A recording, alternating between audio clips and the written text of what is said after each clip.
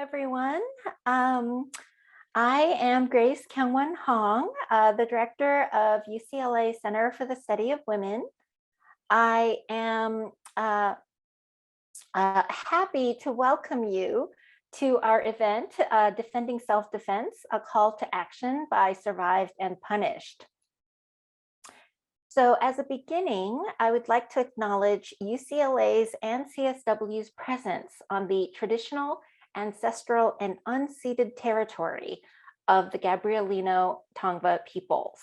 So today we're here to celebrate the launch of Defending Self-Defense, a community-based, survivor-centered research report that identifies key patterns in the criminalization of self-defense. The report also offers recommendations to transform the conditions of criminalized survival. So you can find a link to the report in the chat box, and it will also be posted on the screen at the end of the event. And we are just so thrilled and excited about this report, and and just can't wait to hear about it from the panelists. So CSW is delighted to host this event today in collaboration with Survived and Punished. The event is also co-sponsored by the Criminal Justice Program, the Critical Race Studies Program, and the Williams Institute, all at the UCLA School of Law, as well as the UCLA Department of Gender Studies. So for those of you less familiar with CSW, here's a brief overview. Founded in 1984, the Center for the Study of Women is the first gender studies research unit established in the University of California system. We have served as an incubator of ideas, an intellectual community, and a source of scholarly support for those on the UCLA campus and beyond, working on issues of gender, women, and sexuality. CSW's mission is to work towards a world in which education and scholarship are tools for social justice feminism, improving the lives of people of all genders. A reminder before we begin to please put questions for the panelists in the Q&A feature in your Zoom toolbar at the bottom of your screen. There should be sort of a Q&A button at the bottom of your Zoom window. And our panelists will respond to as many of these questions as they can during the Q&A portion of our program toward the end. So without any further ado, I am absolutely so delighted to turn it over now to Liyah, Birru, and Colby Lenz to get us started. Thank you, Grace.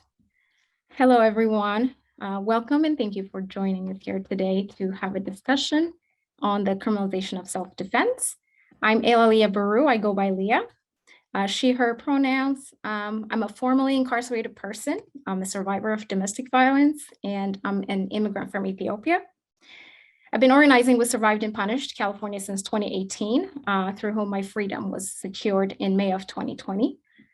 I'm very grateful to be here today and just to have the opportunity that I have been given to advocate on behalf of domestic violence survivors and immigrants. I'm currently a student at Sac State University, completing my sociology degree. I also work with Project Rebound, an organization that helps formerly and currently incarcerated students obtain higher education.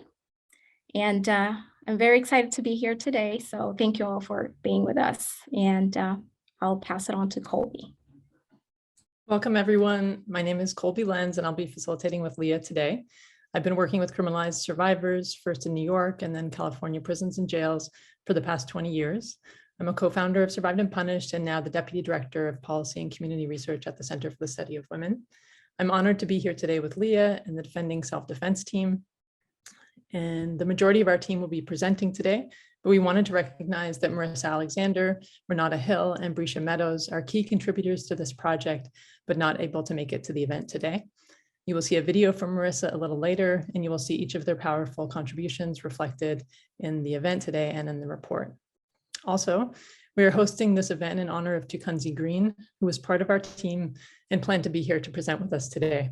Bear with me. Tragically, she passed away suddenly just a week and a half ago. Tewkunzi was a beloved community leader, activist, mother, daughter, sister, granddaughter, coworker, and friend. She was sentenced to 34 years in prison for defending herself against her abusive partner's attack while she was holding her 6-month-old son. After more than 13 years in prison and a freedom campaign she co-led, Tewkunzi's sentence was commuted and she was finally released in November 2020. In the relatively short time since her release, Tewkunzi worked as a community educator with the Illinois Prison Project, educating and advocating for families of incarcerated individuals. Tewkunzi became an advocate for domestic violence survivors and served on multiple panels as a board member, including Love and Protect, the Survivor Advisory Council for Survived and Punished, and Children's Best Interest Advisory Committee. Tewkunzi was a beloved member of our Defending Self-Defense team, and you will hear more about her contributions throughout the program. We are devastated by her loss and determined to continue to speak out and organize on this issue in her honor.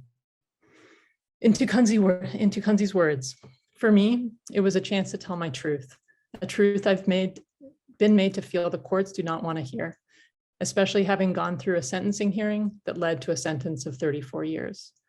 With clemency, I was asking, can somebody hear my voice? And then with the success of our efforts, I felt it made me visible. Clemency made me visible after the courts and prison had made me feel invisible.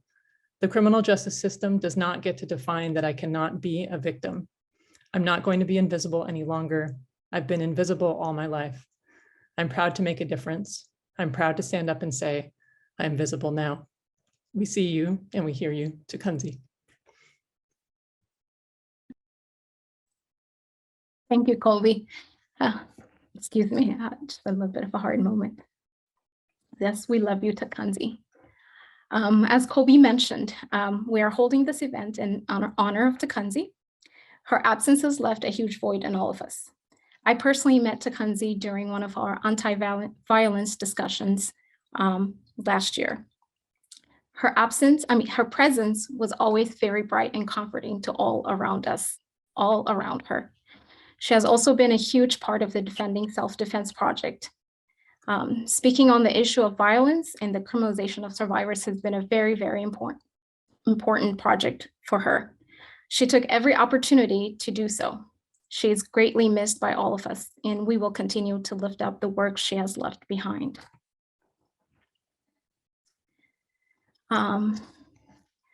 So with that being said, this event has been a collaboration between UCLA Center for the Study of Women and a call to action by Survived and Punished, a national coalition with affiliates in New York, Chicago, and California, organizing to decriminalize survival of domestic and sexual violence, support and free criminalized survivors, and abolish gender violence, policing, and prisons and deportations.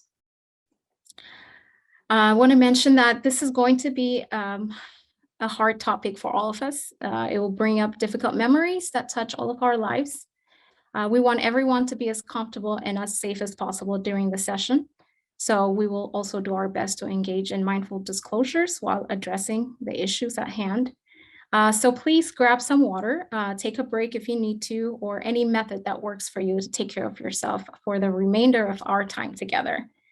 At the end of the event, we will post resources to support survivors on and off campus. And many thanks to all of you who helped make the report possible. It was a collective effort. And again, thank you everyone for being here and supporting this event. Next, I'll pass it on to Alisa to share more about the issue and the Defending Self-Defense initiatives. After that, we will hear from members of the Survivor Advisory Council about our key findings and recommendations. And then Mariame Kaba will respond. We will share opportunities to support survivors, and then we'll close with question and answers. So I will pass it on to Alisa now. Thank you so much, Liyah.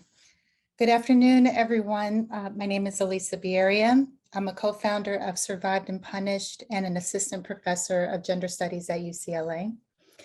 On behalf of the whole Defending Self-Defense team, we are thrilled to share this research report with you today. Thank you again for being here. 10 years ago, at the inception of the Black Lives Matter movement, the national participatory defense campaigns to free 2 Black women who were incarcerated for defending their lives also emerged. Marissa Alexander, a Black mother and survivor of domestic violence from Florida, who defended her life from her abusive estranged husband. And Cece McDonald, a Black woman and beloved community member from Minneapolis, who defended her life from being targeted with a transphobic and racist attack. In the grassroots effort, where thousands of people took action to call for Marissa's and Cece's freedom, at least 3 key lessons were crystallized. First, prisons do not end domestic and sexual violence. Prisons intensify and institutionalize domestic and sexual violence, including warehousing thousands and thousands of survivors in prisons, jails, and ICE and juvenile detention centers. These punitive lockups reproduce survivors' experiences of abuse and compound the traumatic effects of abuse. The second one, the US judicial system systematically fails to protect survivors of domestic and sexual violence who act in self-defense, essentially giving them no way out. As Marissa has stated, if the violence is unabated, we risk losing our lives. If we defend ourselves, we risk losing our freedom. And the third lesson is that the criminalization of survival persists because of policies and practices across sectors, and will therefore require the support of many people situated in key positions, including, but not limited to, defense attorneys, victim advocates, legislators, organizers, journalists, educators, and friends and family, critically. Survived and Punished was founded by people who organized campaigns to free Marissa Alexander, Nanhi Jo, who was criminalized for being an immigrant who took her child away from her abuser to a safer situation, and Kelly Savage, a survivor who was criminalized for not being able to prevent her abuser from tragically killing her son, also known as failure to protect. The pathways from trying to navigate sexual and domestic violence to being targeted for arrest and prosecution and incarceration is a phenomenon researchers call the abuse to prison pipeline. This pipeline takes many different forms. Survivors are criminalized for self-defense, for failing to protect their children from their abuser, for taking their children away from an abusive relationship, for being a young person who runs away from an abusive home, for being immigrants, for being Black, for being coerced by an abusive person into criminalized activity, for being in the sex trade, and for trying to contend with trauma through self-medicating with criminalized drugs. Further, the criminalization of survivors is not only a problem of the system's failure to not believe survivors. The legal system punishes survivors if system actors believe they have experienced domestic or sexual violence, and if they don't believe them. The system punishes survivors if they don't leave the relationship and if they fight back. Any context of survival can be and is manipulated by police, courts, parole boards, and others into a justification for criminally punishing survivors. Survived and Punished calls for the freedom of survivors, not because we think they should be the only people to be free from this violence of the legal system. We do so to illuminate how sexual and domestic violence are foundational to the institutions of policing, courts, and all forms of prison. One of our goals is to demonstrate through organizing and community research that to end domestic and sexual violence, a critical approach to the carceral state from divestment to abolition is absolutely required. For this report, we begin with a close look at the criminalization of self-defense, recognizing that survivor self-defense is rendered within the legal system as conceptually impossible, especially for Black survivors and other survivors of color. This report is the first step by our Defending Self-Defense initiative. Survive and Punish exists within a dynamic network of survivors, organizers, educators, and advocates, both incarcerated and not incarcerated, who have a wealth of experience and analysis. The initiative drew from this network to create a survivor advisory council consisting of survivors who've been criminalized for self-defense specifically.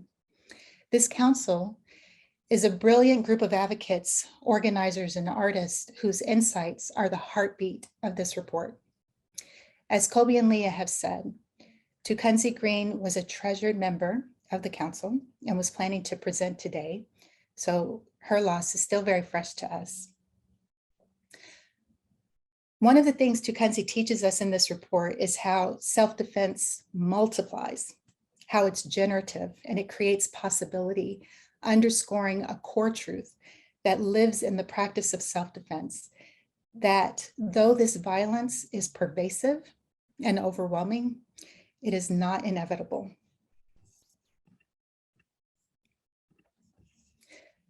The Defending Self-Defense Research Report is a collaborative production by design.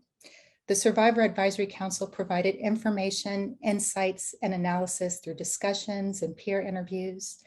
This method reordered how we share and process information in the context of research. The council also reviewed findings at multiple stages of the project and report production, sustaining a feedback loop and ensuring that the report accurately reflects their ideas and experiences. The report puts survivors' insights in conversation with existing research, literature, and statistical data. This clarifies how the ideas produced through this survivor-centered research resonate with, build on, and depart from current discussions and understandings about the criminalization of survivors.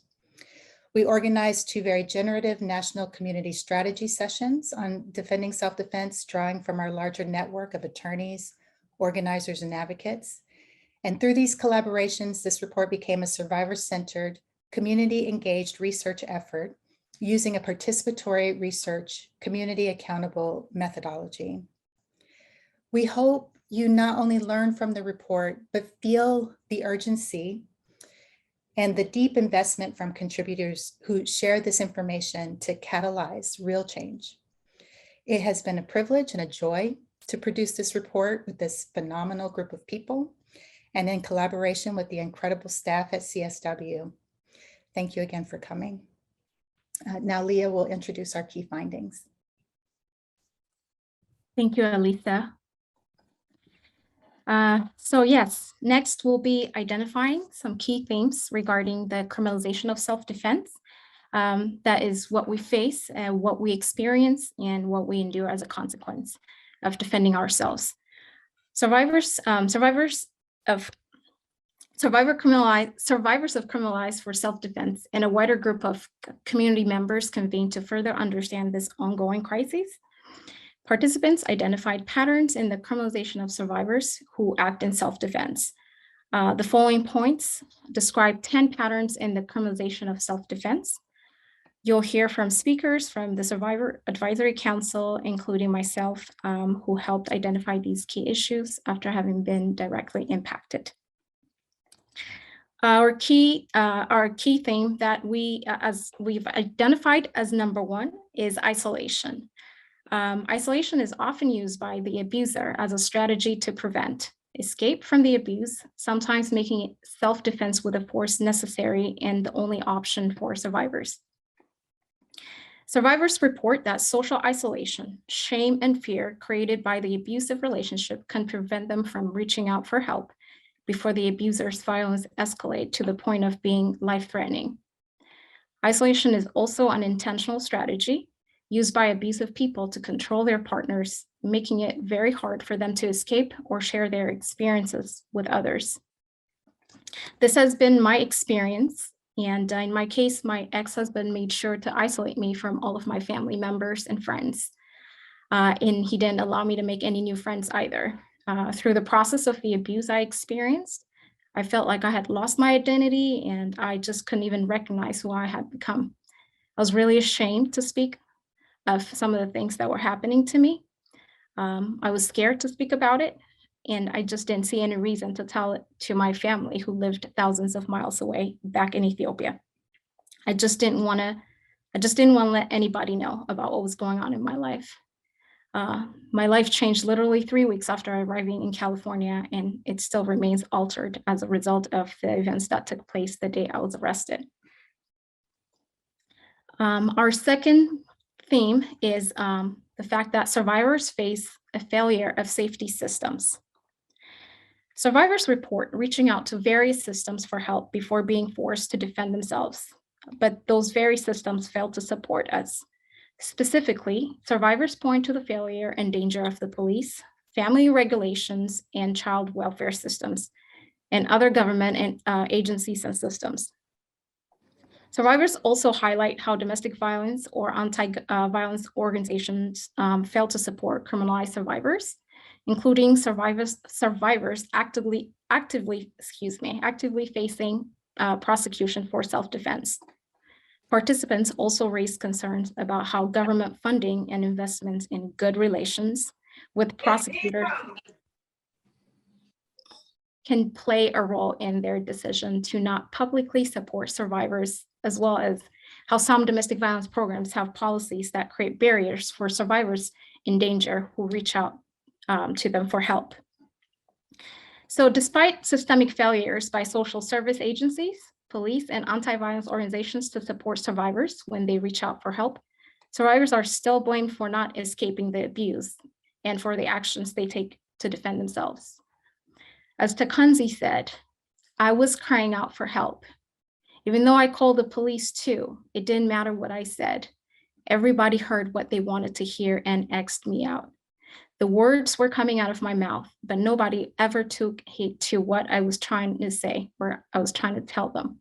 My truth wasn't even worth it. It's a very sad and yet a very powerful statement she left us with. Next, I will pass it on to Ty.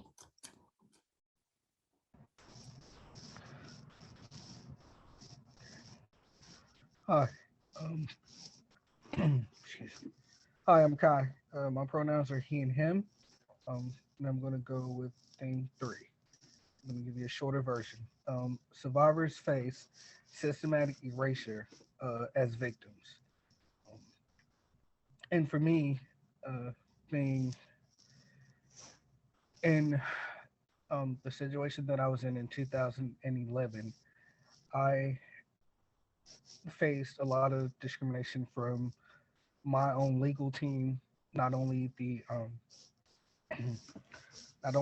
other officers and other people involved, from everybody from the judge to the prosecutor, my lawyer, the jury, every person that was involved.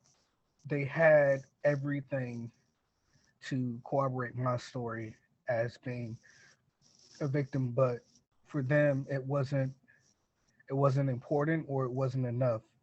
And that was based on how I looked, how I sounded, and just because of where I'm from. And that was not how it should have been. It should have been a lot different than what it was. And the sad part about it was my lawyer told me that because of how I looked, it would be best to just take a plea. So I didn't have any options. So now I will pass it to Roshawn.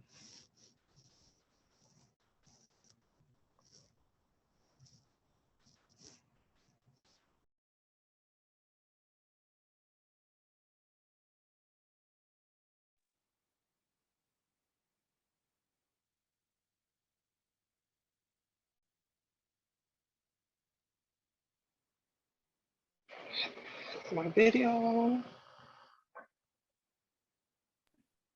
Yes, we can see and hear you, Roshawn. Okay, you see me? Okay. Mine is arrest and oh Lord, I'm getting tight-tongued, please. Mine is about arrest and pretrial detention and juvenile detention and jail detention with ISIS detention and etc. Our setting of profound violence of survivors and describe police on the street and in custody as consensually violent. They I cannot pronounce that word, but violence, and then we are denied medical attention, being held at gunpoint with a child, being sexually violated, and having physical emotions of violence that is destroying evidence.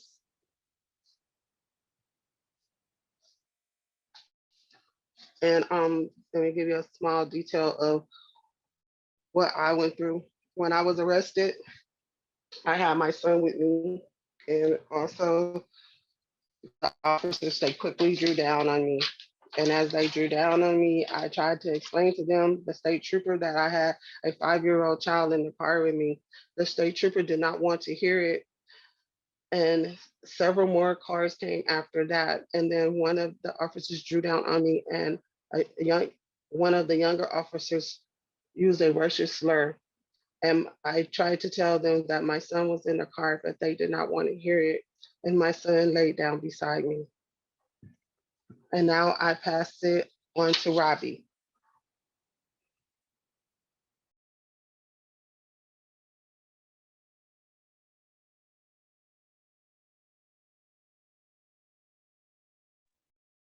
You're on mute, sweetheart.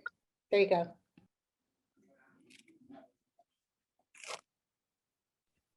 Hello? Yes, we can hear you now. Okay.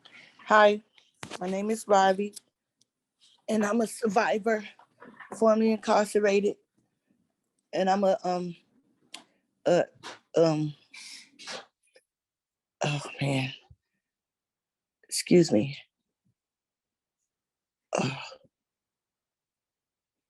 A formerly incarcerated lady who supports survivors of defending self-defense.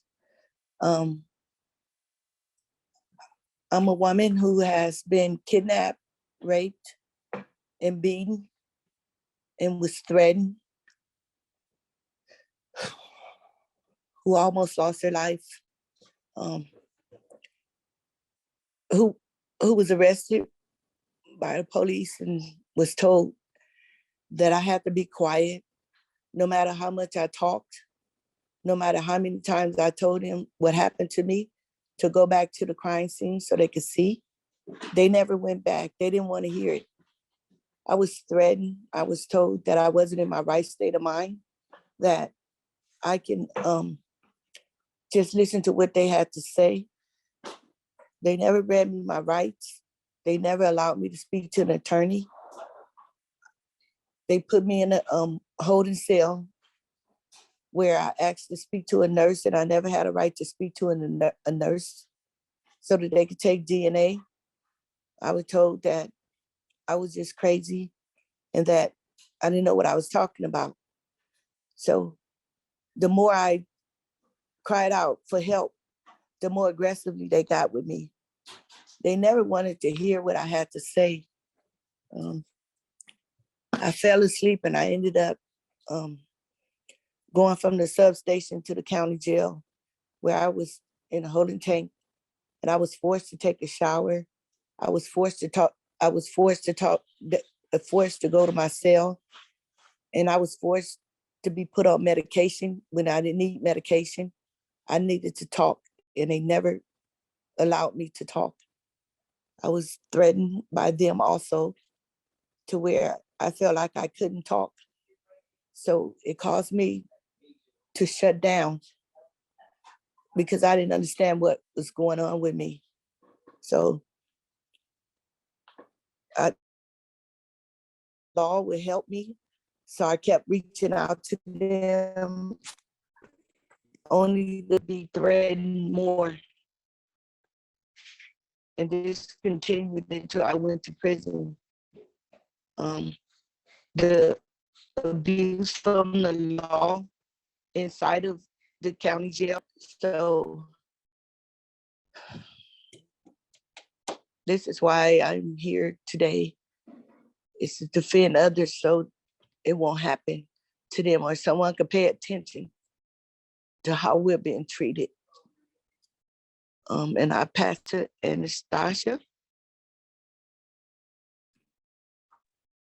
I think first to Kai. Thank you so much, Robbie. Yes.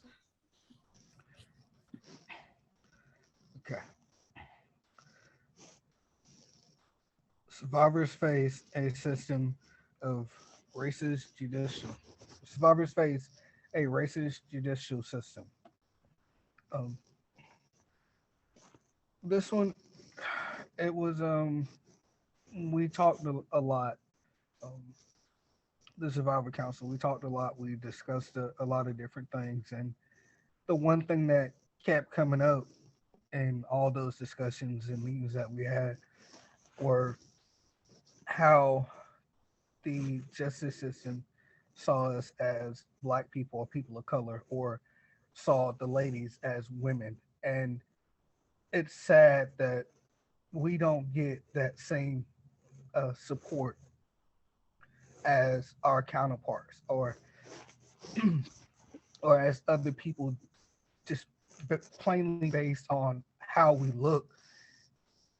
And one thing that stood out to me was the fact that no matter how hard he tried to do the right thing, to, you know, just put everything out there and to make it known that it's still a strike against you because of the color of your skin. It doesn't matter that you're a victim. The system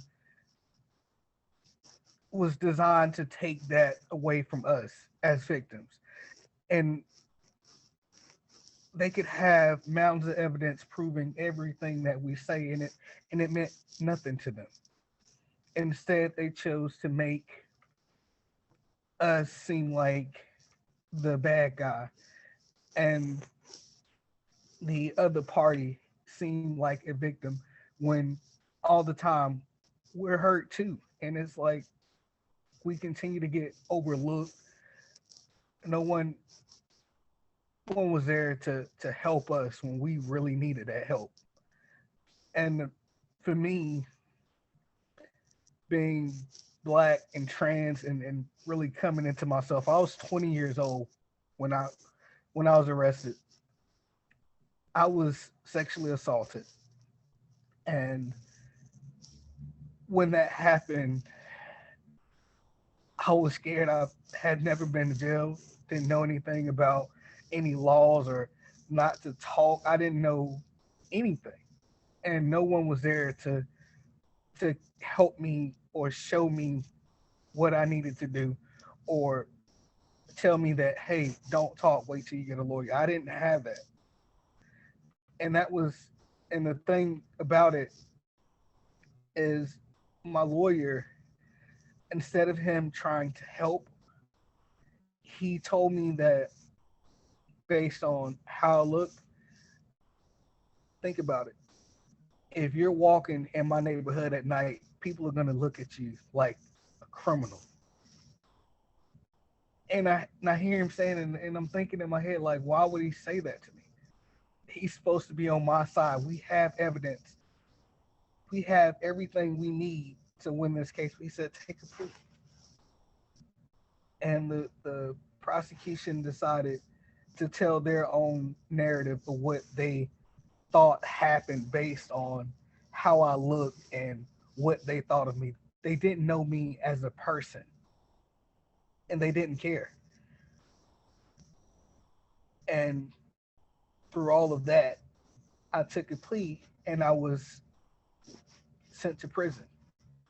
But people have to realize that it's things that happen after prison. After you get that label of convicted felon, your whole life is pretty much over. Job searches and everything else. So this panel, being a part of it, I was able to learn a lot, and I was able to get over some of what I was feeling, some of the pain, some of the hurt. And I realized that it's not just me that it happens to. So that's what makes me want to fight harder and make people more aware of just how racist our judicial system is and how it continues to keep us entwined in that system. And with that, I'd like to pass it back to Robbie. Robbie, we just need you to unmute. If you can do that there.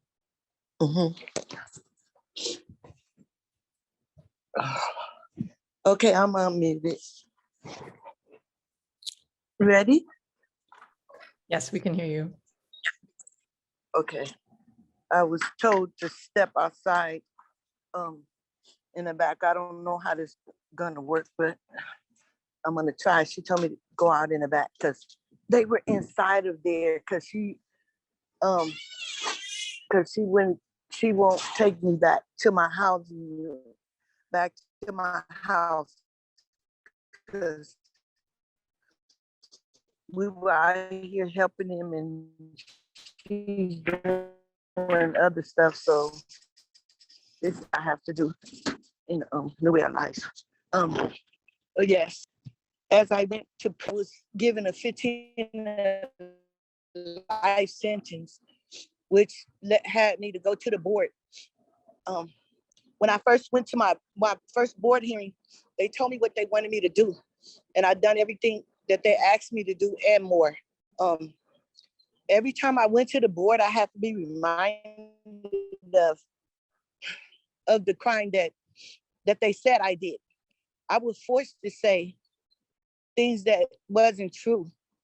I was told that I didn't have any remorse, any insight, or no causative factors. What was that? I went at the age of 22 years old. I was Black woman and probably didn't have no education.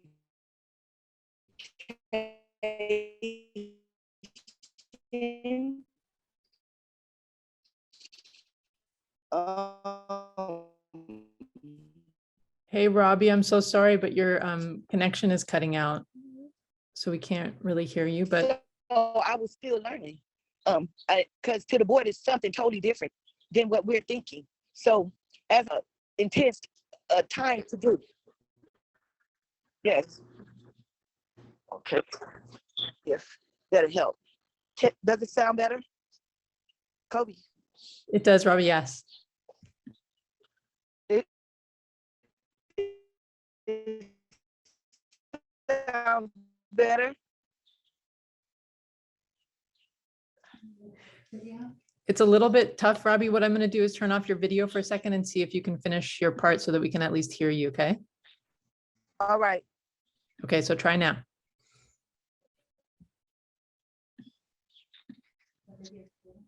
All right. The more and more I went to the board, I was given more, and the board told me that I'm not a victim, that I'm just acting like I'm a victim. And they were telling me to say things until you say that you're not a victim and you're gonna stay here. And you got to go and learn what remorse was. I was told that I had to write letters to the victim families, to the fire department, to different areas. Anybody that responded to that, I had to write letters for it and a book report. Every year, every time I went back to the board, it was more and more and more that I had to do for them. And I did exactly what they asked me to do, vocations, degrees. I given them everything that they asked me for. And it just wasn't good enough. And so I figured out that they wanted me to say that I wasn't a victim. And that's what was holding me there. So once I learned what the insight was that they wanted, they're blaming my young past on what happened to me in my crime. It had nothing to do with my crime and what happened to me. So when I told them what they wanted to hear, they agreed with me. They bowed at the board. They even went to the point in the extent as saying, oh, you got kids, so it didn't hurt you that much. You could have just got over that mentally. So it traumatized me even more because I knew that I wasn't being honest with them, because when I tried to tell them the truth, I was being denied all the time, until my last board hearing, the commissioner said, was no justice in your case, that you had 6 witnesses. I never even knew that I even had 6 witnesses that was in my favor. I never even knew that seen exactly what I said. And that's how I got released. If it wouldn't have been those commissioners that read my transcript and seen that and found those witnesses' statements, because the police report that they asked for, they accidentally sent it to them. And all of that was in there after serving 36 and a half years for being raped, strangled, beat, and he constantly tried to kill me. But as a survivor, I have a voice now. And I'm speaking because there's no justice. You get traumatized even more in there. And the same thing happened in there. They wanted me to take medication. I wouldn't take medication. I wanted someone to listen to me, to help me. Being in prison, locking us up in prison, it traumatizes you even more. You're not really healing. You're being reminded through the board of prison term over and over and over and over again for something that you continue to apologize for every time. You have to even write an apology letter to the deceased to act like he's in front of you and write an apology letter. So that's my truth. Thank you, Robbie. Yeah, That's my truth. we hear you. The way you've been treated by the justice system from the beginning, it's all been wrong. But we love you. We sympathize with you all the way, and just thank you so much for sharing your story. I love you too. Yes. Okay. Thank you. Now moving on, Anastasia. Hi, my name is Anastasia. I'm a survivor and formerly incarcerated woman. I served 18 and a half years in prison. Number 8 is prosecutors target survivors who are children who act in self-defense, as well as parents who defend their children from abuse. In my particular case, my abuser was not only my abuser, he was also my daughter's abuser. He had sexually molested her. There is a big part I want to add in here that I think often gets overlooked, and that's many women and children and other people who have been severely traumatized and abused, especially people who have known that throughout the duration and the pattern of their lifetime, which was the case with me. I was abused as a child, as an adolescent, as a young adult, and then as an adult woman. We are often labeled with a mental illness, sometimes misdiagnosed in what that illness is. A lot of times the mental illness that develops is directly caused by severe traumatization and abuse and sexual abuse that we've suffered. But the abuse that was a precursor to the mental illness is never identified as such. The label of mental illness then further silences us. My daughter happens to be autistic. So when you take a young 6-year-old autistic child who has been sexually violated, it was very easy to dismiss the claims that she was making because of her disability. And with myself and the label of mental illness, I was silenced. Like Robbie and so many others on this panel, I was forced to take an extreme amount of psychotropic medications. I was put into a state known as chemical restraint, which is essentially a drug-induced lobotomy. I was put in that state pre-trial, during sentencing, and into the earliest portion of my incarceration in prison that completely, literally rendered me voiceless and mentally incapacitated. So I think a key thing that we need to see on how survivors are being targeted is this mental illness label, because the mental illness label, or really any type of mental disease or defect that they can put on a child or an adult who's a survivor, then erases credibility. It can also literally silence them when it comes to forced drugs. With that, I'm going to move on to key theme 9. Survivors experience ongoing punishment even after release from jail, prison, and ICE detention. This creates financial instability, barriers to critical resources, and legal vulnerability. I don't think it comes as too much a surprise that there are what we refer to as collateral consequences. A human being's sentence does not end just because they're released from prison. That felony conviction is what I like to call the Neo Scarlet Letter. A person becomes branded for life. They can be blocked out of housing, education, jobs, public assistance, education, the list goes on. Beyond that, with my particular case, I did eventually win a federal habeas corpus and was released early. Despite the fact that I was a wrongful conviction and the federal court justified that I was indeed a wrongful conviction and was granted an immediate release, I was forced to be on parole for 2 years afterwards, even though by the time it was said and done, the sentence that I had served exceeded what would have been the maximum charge had I originally been given a lesser charge and a lesser sentence. There was a parole stipulation put on me that pretty much no other parolee is expected to adhere by. Because I'm a survivor of domestic violence and because the crime that was committed was directly related to that domestic violence, I was made to sign and held accountable to a separate stipulation in parole that stated I was not allowed to enter into any relationship without express permission from my parole agent, meaning any human being that I plan to enter any type of relationship with, I was expected to bring them before the parole in person and have them okay and approve my relationship before I could get into it. This was extremely problematic for me. My domestic partner, who has been in my life for the better part of 20 years, is also a formerly incarcerated woman. The very fact that we were together, had the parole board found out, would have been a violation and could have sent me back to prison for the remainder of the sentence. At that point in time, 25 years hung over my head. So for the entire duration of the 2 years I was on parole, it was a constant sense of fear and hypervigilance that should anyone have found out that I was in a relationship with the woman that I love, I could have gone back to prison for that.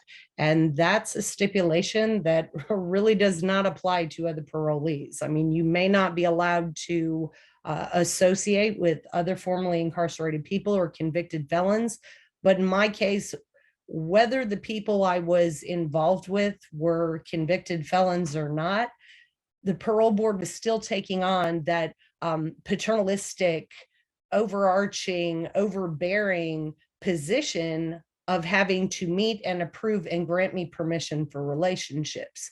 So there's so many nuances in addition to already identified problems and ongoing punishment afterwards. But I think it's particularly relevant in this conversation to pay attention to those nuances and the things that strictly and solely apply to survivors. On that note as well, having the mental illness label in there, again, a direct cause of the abuse that I had suffered in the trauma. Part of my parole stipulations, I had to be in ongoing therapy. I had to see a therapist. I had to have 101 different doctors sign off that I did not need medication. Should any of them have decided that I did need medication, I would have been forced to take that medication. Not taking the medication would have been considered non-compliance and a violation. So all of these different nuances can, and oftentimes for many people, do lead to reincarceration. And with that said, I'm going to pass back to Roshawn. Hello, Hey, we can see you can you see me? Can you hear me? Okay, Yes. and hear you. survivors have a ranges of experience with self-defense, but they are in consistency that survivors' lives are worth fighting for. Survivors distance their lives from gender basics of violence, do so in wide ranges of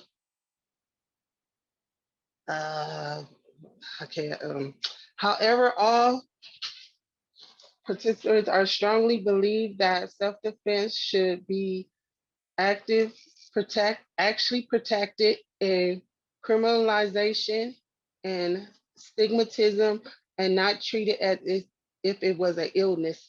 And I feel strongly on that part as if it was not an illness, because criminalization to me is when you're put in a situation and you don't know how to deal with it, or you don't know how to go about talking to anybody about it because everybody don't understand the situation. Like in my case, I never thought that somebody that I loved and cared about, that it would get that bad to where I had to protect myself and kill somebody. And that's the part that nobody understands, why it shouldn't be treated like an illness. I was isolated from my friends. Didn't want friends around me.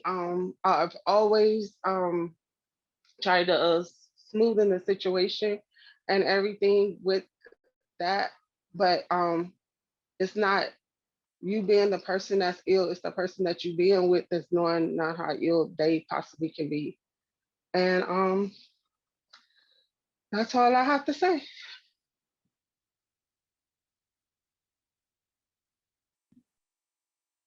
Thank you so much, Roshawn. I'm going to move us now into the recommendations section.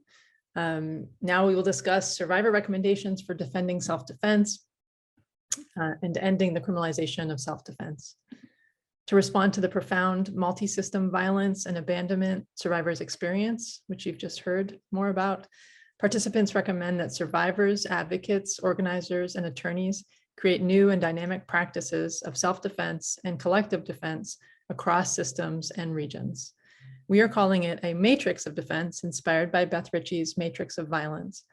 And you can read more about that in the report. Areas of recommendation include policy and budget advocacy, legal defense, anti-violence advocacy, and resource building, and prevention, education, and community organizing. Now you'll hear some highlights from these recommendations, and back over to you, Liyah. Thank you, Colby. Yes, so one of the very first recommendation, which one way we can engage powerfully as a response to the criminalization of self-defense and protection of ourselves and our community members, is through policy and budget advocacy. So what do we mean by policy and budget advocacy, and what exactly does that look like? So this means that we need to get rid of systems that have perpetuated the criminalization of survivors of violence. We need to advocate for policies in favor of survivors, and it means we advocate for increased funding to ensure the safety and health of survivors and divest funds from punishing survivors. And here are just a few concrete recommendations underneath this recommendation. So we need to engage in transforming local, state, and federal budgets to prioritize health and safety as defined by the criminalized survivors.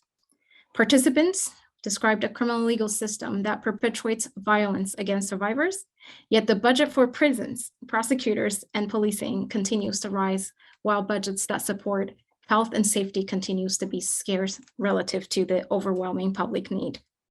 Specifically, we need to defund systems of criminalization and reduce the number of people incarcerated.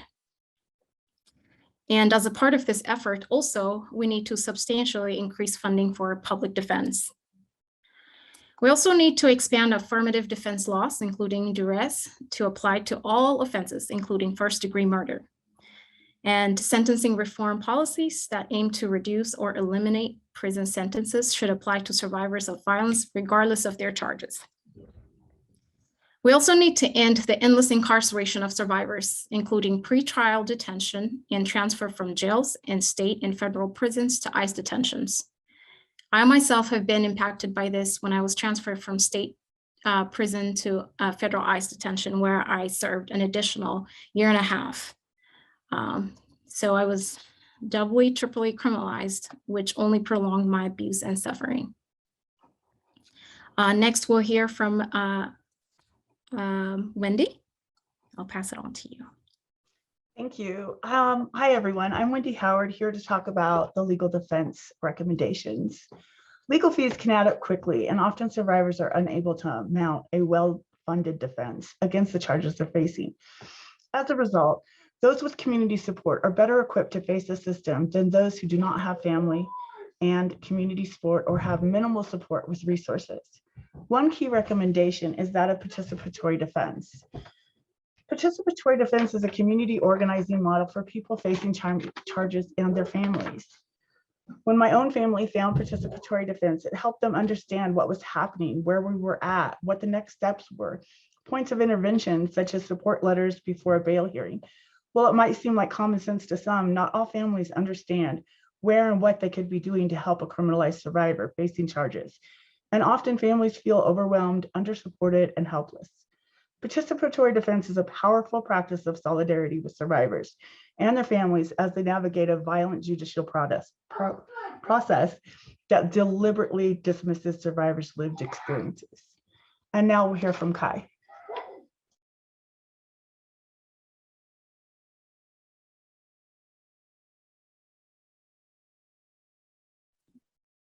Hi, Kai, we just need you to unmute. Okay. Am I unmuted? I think I did it. Okay. Yes. Okay. Anti-violence, advocacy, and resource building. This is something that's really needed. And the reason why I say this is because it's so many times that us as survivors don't have the resources we need while we're dealing with the legal system, and even after our incarceration or that contact with the justice system. And one thing that should be deeply invested in is public resources, so that victims, we can have advocacy services that are not punitive and that prioritize survivors of self-defense. So, in me saying that, we should have access to, immediate access to someone that is outside of the justice system or the, that criminalization system to get the help we need, health care, mental health, all those different services, even services for sexual assault. It shouldn't be within that system that we get help from, because they're not really there to help us. They do their job, they write everything down, but it's not in our best interest that they're helping us. And in my case, there was no help. I was taken to a center for sexual assault victims, and the nurse that was attending me, they've done everything they had to do, and just like I said, everything was, it was shown that I was sexually assaulted. And the nurse, which was weird because you're just a nurse, and I don't see how all of this even fit together at the time, but the nurse told me that I didn't look like a victim. And I heard that so much throughout everything that I had going on. And in my mind, I'm thinking, what does a victim look like? Because it can happen to any person, no matter where you are, your class, your race, it can happen to anyone. And to have them take that away from me, it was one of those things that it can either crush you, or it can even make you push harder to make yourself seen and heard. And for me, I didn't allow them telling me you don't look like a victim to stop me from advocating for myself and trying to get the help I needed. It may have taken all of that time, the whole 8 years and 9 months of being in prison, having people doing campaigns and protests and letter writing campaigns and sending letters to the governor just to be heard. But in the end, it worked out. It worked out for my good. But another thing that is absolutely needed, I'm just going to take another moment of your time. One more thing that is very vital to the survivor, to our survival as survivors, is having support throughout that legal system. We need support from, it could be other organizations or whatever it is, because once you come out of contact with the justice system, or once you're released from jails, prisons, ICE detention centers, or wherever it may be, we're still struggling within that same system, because some of us may be on parole, probation, whatever type of restrictions and stipulations they place on us. And a lot of the times that make it harder for us as survivors to go to places and get jobs, or to even get housing. Healthcare, it makes it so much harder. And I don't think I ever seen anything the way that it is now. And going to try to get help is hard. So we need organizations, orgs that are going to be there to give us that support, that are going to help us find safe housing, that's going to help us get the medical care we need, help us to find jobs, or whatever resources that we may need. We need organizations that are willing to do that, and that are not going to discriminate against us because we are survivors of that. And with me saying all of this, it's having that safety plan, or having someone in our corner that is willing to fight for us as we fight for our own survival. And with that, I will pass it back to Wendy. Okay, so I'm gonna go over some of the recommendations for prevention, education, and community organizing. So organize community-based anti-violence workshops for young people as a prevention strategy to challenge and counter stereotypes about violence early on, including tropes such as the perfect victim. Educate people about self-defense laws and provide know your rights workshops. Increasing capacity to self-advocate in the context of surviving domestic and sexual violence, arrest, and trial. Also develop forms of community care and coalitions across social movements to strengthen organizing and build more comprehensive support for survivors and their families. Support currently and formerly incarcerated survivors, including fundraisers, letter writing support, prison visiting teams, and creating other resources. When you're incarcerated, you can feel very alone. And so these things are just so important. Also increase the capacity of families, friends, and community members to support the safety and freedom of survivors of gender-based violence by leading workshops that incorporate strong and accessible advocacy tools. And I'll pass it back to Liyah. Thank you, Wendy. So yes, and right now we'll move along, and we will hear from our respondent, Mariame Kaba. Mariame is an organizer, educator, curator, and prison industrial complex abolitionist who is active in movements for racial, gender, and transformative justice. Mariame is also the founder and director of Project Liyah, and that's NIA, and currently a researcher at Interrupting Criminalization. Mariame has also co-founded multiple other organizations and projects over the years, including Survived and Punished. So thank you, Mariame, for being with us today. Thank I you, will pass Liyah. it on to you. Yes. I appreciate it. Thank you to everybody who has shared your truth and your story with us today. I'm just could not be more grateful to you because I know how hard this is to do and to keep doing and to keep opening up wounds that are still in existence. And when you have wounds, that means that those wounds need care. And so I just want to send love and respect to everybody. I want to thank everybody who was involved in pulling this report together.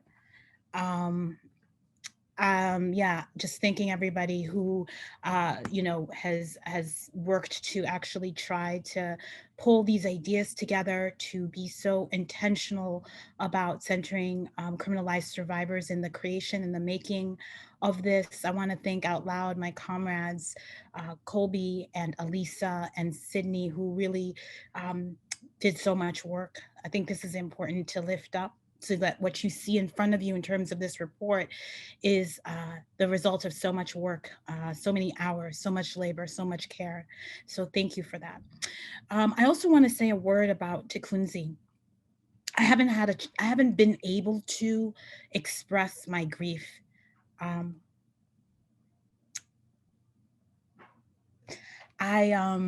Years ago, Tewkunzi sent me a beautiful image through my friend Tom Callahan, which she had made when she was incarcerated. I have it framed in my bedroom, and so I'm reminded of her on a regular basis. And recently, when she got out, she was going to make a film, and so she had, so she had reached out, and I had made some contribution to help support the making of the film, and she sent me this really beautiful picture of herself with some words associated about the fact that she would rise. Isn't that something?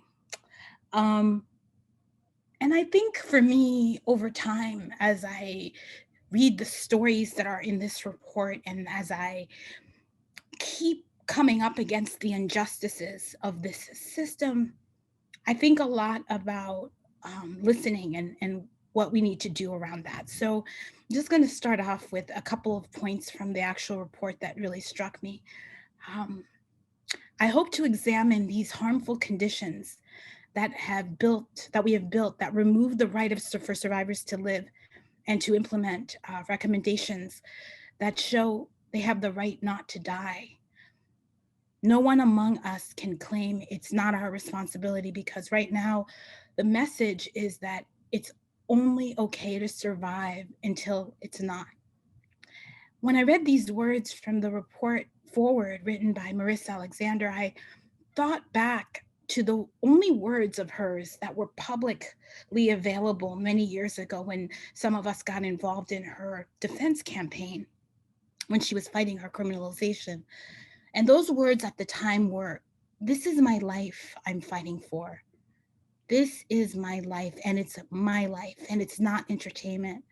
This is my life. And if you do everything to get on the right side of the law, and it's a law that does not apply to you, where do you go from there?" Those words struck me so much back when I read them in 2012, I think, so it's about 10 years ago now. And these were the words that opened an exhibition that I co-curated 8 years ago with Rachel Kiter titled "No Selves to Defend." And I used the term "no selves to defend" to convey the indefensibility of certain groups in society. And I was especially thinking here of Black women, cis and trans. Marissa, in just a few words, was saying, what do you do when the quote unquote law doesn't actually apply to you? What then is your recourse? The report released today takes it as a given that, of course, Marissa and Robbie and Kai and Anastasia and everybody who shared their story so far, of course they have a self-worth defending, and so do countless other survivors and people who are not survivors and who are being, targeted by the system, therefore making them survivors of state violence. Even though the law treats some survivors as having no selves to defend, courts spend an inordinate amount of resources to construct particular subjects. And those subjects must be perfect victims, as you've heard said already earlier today.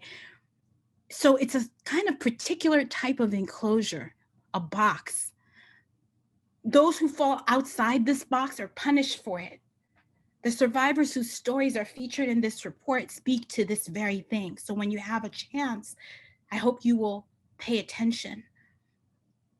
This report begins by listening to the stories of those who have been criminalized for self-defense and for survival. It is this listening that must ground any analysis of structures of power that produce the vulnerabilities that so much of the survivors who you heard from today talked about. But here's the thing, we're on a tightrope. We're on a tightrope as an abolitionist organization. We're trying, in this case, to use the quote unquote law, even as we also refuse it. And this report acknowledges those contradictions because they're real. This report does many things at once, including to make clear that while we can and must organize around some short-term legal strategies, that these are by no means sufficient. In fact, sometimes those short-term legal strategies are the equivalent of Band-Aids, but when you're bleeding and you have a cut, sometimes a Band-Aid is what you need in order to get you through to the next thing, to the next day, to staunch the bleeding. And so we're doing this work fully aware of the fact that we're still struggling to kind of figure out what are the policy solutions and what are the ways that we can actually address the root causes of these forms of violence. We acknowledge that carcerality is a strategy that does not attend to the root causes of violence and other social problems. So rather, it just simply disposes of those individuals that represent those problems. And this is in large part why we really reject criminalization. If you go to to one of the pages towards the end of the report, where they talk about the matrix of defense, this is something that I think is going to be something that many people will come back to. It's such an important contribution to our conversation. Here's the section. It says, participants began mapping a matrix of defense, teaching us that in order to respond to powerful webs of violence and abandonment, survivors, advocates, and organizers must cultivate dynamic practices of self and collective defense enacted across many locations and contexts. Inspired by Beth Ritchie's groundbreaking Matrix of Violence, which maps Black women's experiences of violence across key interconnected contexts, the Matrix of Defense identifies 4 objectives needed to end the criminalization of survival: shift resources, defend criminalized survivors, protect all survivors, and transform conditions of violence. Okay, so y'all, this is our calling, like our clarion call. This is our clarion call. And we have to take what is being offered in this report and put it into practice in our communities, in collaboration, in partnership, and being led by criminalized survivors of violence. But I don't want that to let us off the hook, by the way. It's the last thing I'll say, wrap up. I am 100% behind the notion that we have to allow and encourage and make possible those who are most impacted by particular forms of violence to be the leaders of where we ought to go. And this does not let us off the hook if we are not at the center of a particular harm.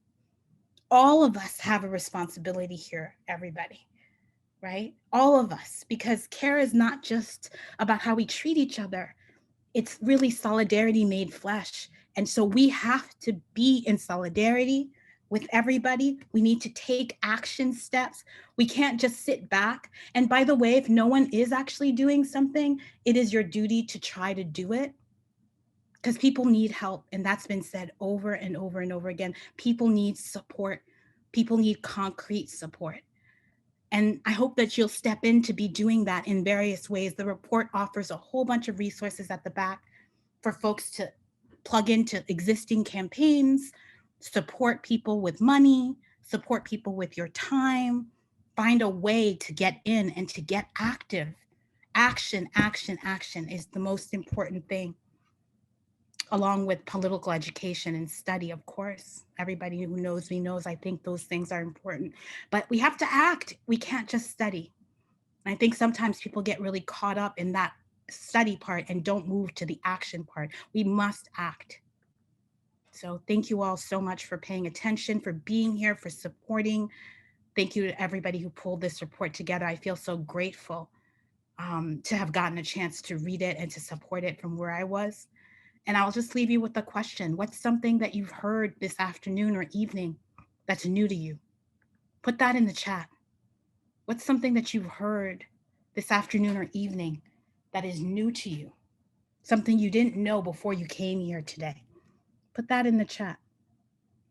Put that in the chat. We'd love to see your thoughts. The matrix of defense. Yes. Thank you, Netta. the failure to protect. Thank you, Rio. Throwing back to Colby now. Thank you all.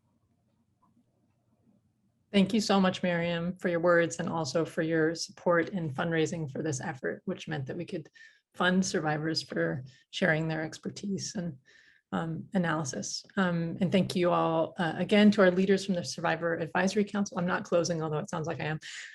Now we will watch a short video from Marissa Alexander, an advocate and expert on criminalized survival, who helped lead this project. And it's just about a minute, so stay tuned for that.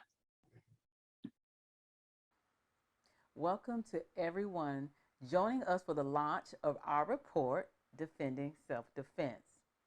Defending survivors who act in self-defense will take all of us. 2 of the contributors to this report currently have upcoming trials because they defended their lives from people who attacked them. I have seen up close and personal how powerful community action can be when we are facing the violence of being prosecuted for self-defense. I'm Marissa Alexander, and 10 years ago, Free Marissa Now was launched, and here I am.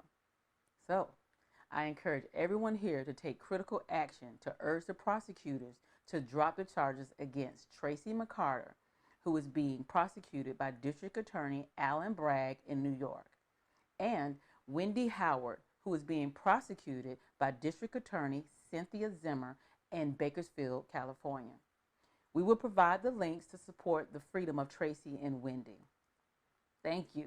Thank you so much for your action to end the punishment of survivors who have saved their own lives. Following Marissa's call to action, we encourage you to collectively defend survivors like Tracy McCarter and Wendy Howard. Please find easy ways to do that in the chat. We will also send these links out following the event. We're also supporting a fundraiser for Tewkunzi Green and her family. Please find the link to donate and share her fundraiser in the chat as well. We so appreciate any amount you can donate to help cover her services and to support her family, and in particular her son. We also ask for your support with urgent fundraising for our team member Kai Peterson, who you've heard from today, who is currently unhoused. Please find ways to support Kai directly in the chat as well. And now I'll pass the mic to Sydney to facilitate our brief question and answer period. Over to you, Sydney. Hi, everyone. Thank you so much for your thoughtful participation today, and to our panelists for so courageously sharing your stories and contributing to this incredible production of knowledge. We're going to turn our attention to just one question today, opening up a dialogue with some of our team. That'll be Kai, Robbie, Liyah, and Alisa. They'll be our phenomenal Q&A panelists. We'll only have time for this one question today, but we encourage you to submit any and all of your questions through the Q&A function at the bottom of your screen. We will review the ones that we're not able to answer and respond with an FAQ for you to all take with you and read over after this event. So to start, if I can get Kai, Robbie, Liyah, Alisa ready with me. Great. I'd like to ask, what's one thing that you wish your defense attorney had understood better at the time of your prosecution? Kai, I'd love if you feel comfortable for you to start. Okay. One thing I wish my defense attorney would have understood was, I wish she would have just understood that I was human and that things happen. I'm not really going to say much because I know we don't have much time, but if he would have humanized and saw me as a person and not just another file on his desk, I feel as if things would have been different, because maybe he would have fought for me a little bit more. But because of his lack of humanizing with me as a person, I didn't get the help that I needed, and things could have been a whole lot different. But I'm not going to, dwell on the past because it happened, and here I am now, free, and I'm thankful for that. But if he could have just saw me as a person, my outcome could have been totally different. people would have known what I went through during my attack and why I reacted the way that I did. Because none of that was ever said because I was forced into taking the plea. But if he would have just given it a moment and actually had that conversation with me and then tried to go from there and decide what steps he needed to take, things maybe would have turned out differently. I'll pass it back to you, Sydney.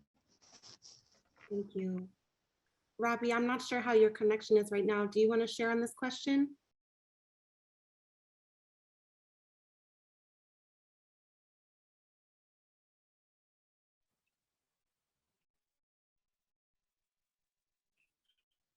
Hey, Robbie, can you hear me?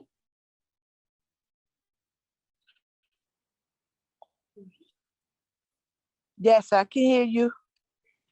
I can It's, hear you. it's good to hear you. I don't know what's going on.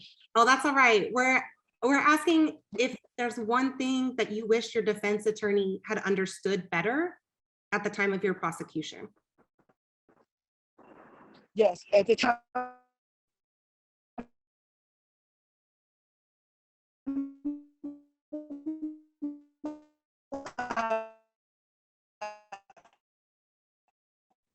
I'm sorry, Robbie. I think your connection is just not going to be for this part.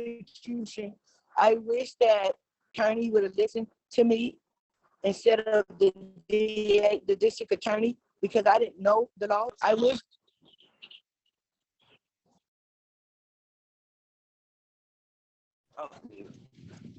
Can you hear me? Yes. Okay. I wish that my attorney would have listened to me. He didn't have no patience at all. He didn't want to stay long. And that he would have told me that if I would have took the plea, if I wouldn't have taken the plea bargain, that I wouldn't have got the life term that I did. But instead, he was telling me to go to trial. Don't take the plea bargain. And he was going back and forth with the district attorney. And he never represented me at all because he knew about the 6 witnesses, but they were never put on the witness stand. That was in my favor. That seen everything because it's all in writing. Every statement was exactly what I was saying. So I just wish that he would have seen me as a human being and not someone that committed a crime for nothing. He never talked to me like that. He was just trying to get me to take some time and to listen, take this time. And then he said, well, we're going to go to trial because I know that you're going to beat it. But he already knew because that I wasn't going to win in there because you never put the witnesses on the witness stand. So I wasn't represented properly. He was a public defender. Thank you so much, Robbie. Liyah, I know that your experience is a little different. You had some really positive experiences with your defense. Would you care to share any of the things that your defense did well? Yeah, thank you. So everything that my defense attorney at the federal level or ICE court, he did everything that both my public defender and my private defender didn't do. So, you know, one of the things was that I was able, he made me comfortable enough to like, I felt comfortable enough to speak of everything that had happened to me during my relationship with my ex-husband. And that opened doors to find ways to organize campaigns for my defense, you know, and that means that defense included organizing and mobilizing community members to campaign for my freedom, both in person and also online. They rallied for me, they knocked on government office doors, and they just reached out to so many public officials to support, you know, my release. And that's something that we don't really see at a state level. And so when I think of a defense, one thing I would ask is that, you know, people would include a defense team that is able to see, that is able to understand and represent that person from that person's perspective. So, and I'm very grateful for that. Thank you. Thank you so much. Liyah, I will pass it back to you and Colby to close us out today. Thank you so much, Sydney, and thank you all.